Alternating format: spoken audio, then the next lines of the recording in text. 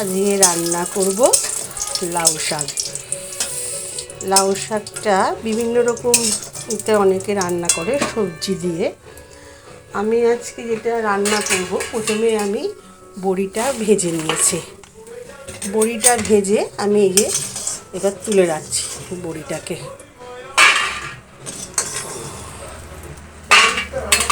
বড়িটাকে ভেজে নিয়ে এবার তুলে রেখে এবার এর মধ্যে আমি সম্বার দেব, মানে ফোড়নে দেব সজ, যেটাকে রাঁধুনি বলা হয়। এই যে একটুখানি রাঁধুনি, আর দেব কালো জিরে।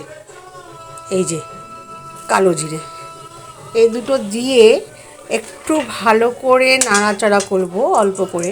এবার এটাকে যখন কড়াইতে দেওয়া হবে তখন এটাকে হাতার পেছন দিকটা দিয়ে এইভাবে একটু ডলে দিলে পরে রাঁধুনি আর কালো জিরের একটা ভালো গন্ধ বেরোবে, যেটা শাকের মধ্যেও ঢুকে যাবে। এইভাবে ডলে দিলে পরে এটা করলাম। এই যে এটা হয়ে গেছে।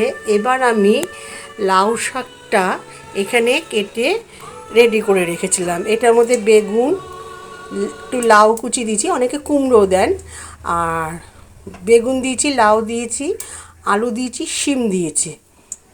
এর মধ্যে বিনস, গাজর সব কিছুই দেওয়া যায়, তবে আমি সেটা দিইনি, আমি অল্পই করে দিয়েছি। এবার আমি এটাকে এর মধ্যে দিয়ে দিলাম। এটাকে এর মধ্যে দিয়ে আমি একটু নেড়ে চেড়ে এটার মধ্যে এইভাবে একটু সব সবজিগুলো একটু নেড়ে চেড়ে নেব, ভালো করে একটু নেড়ে নেব। নাড়া হয়ে গেলে এবার আমি এখানে অল্প করে নুন দিয়ে দেবো, তাহলে শাকটা নরম হয়ে যাবে।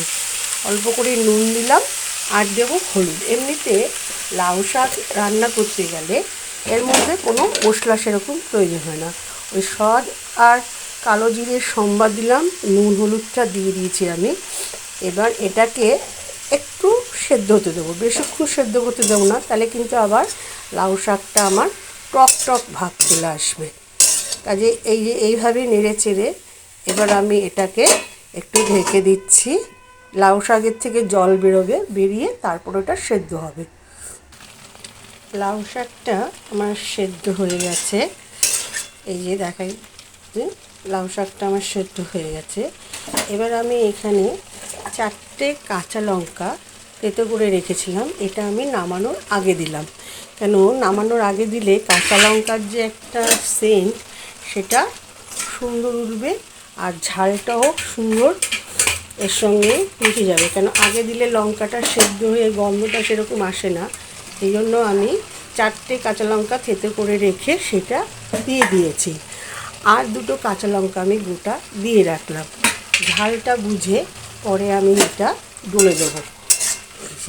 এই আমার লাউ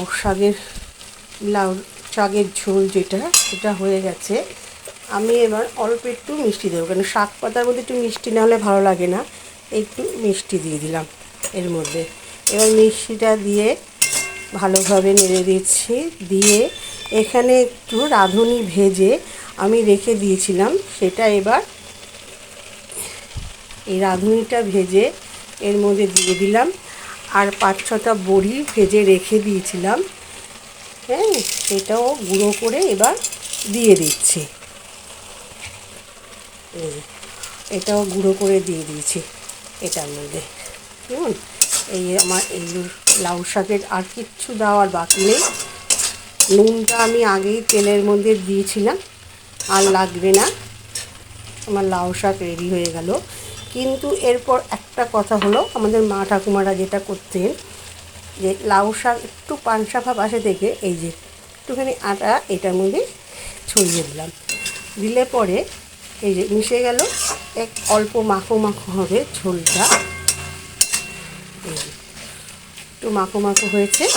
আমার যদি মনে হয় যে ঝোলটা পুরো টেনে নিয়েছে, যে গরম জল রেডি থাকে আমার, এটা অল্প করে একটু দিয়ে দিয়েছি। দিয়ে লাউ শাকটা নেড়ে চেড়ে ভালো করে এইবার নামিয়ে দেবো।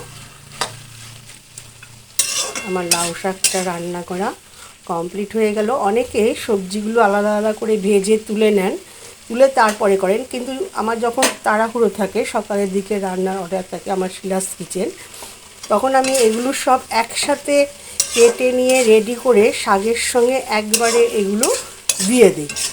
কিন্তু ভেজে দিলে পরে টেস্টটা আরও বেশি ভালো করলে, তারপরেও যদি এরকমভাবে আপনারা একবার রান্না করে দেখবেন, এটাতে কিন্তু দুর্দান্ত খেতে হয়, শাকটা টেস্টটা ভালো হয়। ওই তেলের মধ্যে যেটা বললাম, আমি সাদা তেল দিয়ে রান্না করি, সর্ষের তেল না।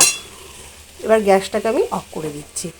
হ্যাঁ, সাদা তেলের মধ্যে রাঁধুনি আর কালো জিরেটা দিয়ে হাতার পেছন দিকটাতে ভালো করে চেপে ওইটাকে ডলে দিতে হয়। তাহলে কি হয়, তেলের মধ্যে গন্ধটা ভালোভাবে মিশে গিয়ে শাকের একটা আলাদা স্বাদ হয়। আর নামানোর আগে যদি আপনি রাঁধুনি ভেজে গুঁড়ো করে দেন, সেইটার গন্ধে মানে পুরো লাউ শাকটা অদ্ভুত একটা টেস্ট আসে এবং খেতেও ভালো লাগে। আপনারা একবার রান্না করে এইভাবে খেয়ে দেখবেন, আশা করি সবার ভালো লাগবে। লাইক করবেন, শেয়ার করবেন। টাটা।